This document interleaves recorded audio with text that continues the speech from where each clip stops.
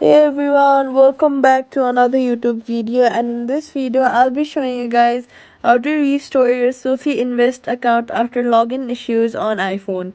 First, reset your password. Open the SoFi app, tap forget password and follow the prompts using your registered email or phone. Next, complete any KYC steps if prompt, upload ID or confirm linked before link bank or card details. Next, you will have to check your app and iOS version.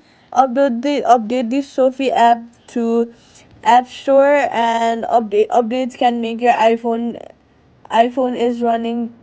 Updates can make sure your iPhone is running to the latest iOS. Privacy tip: only enter your credentials in the official SoFi app or sofi.com. Quick fix: if you can still not log in, restart your iPhone and try again. Try logging in through Safari instead of the app. Contact Sophie support for manual account restoration. And that's it. Subscribe for more fast Sophie mobile finance tips.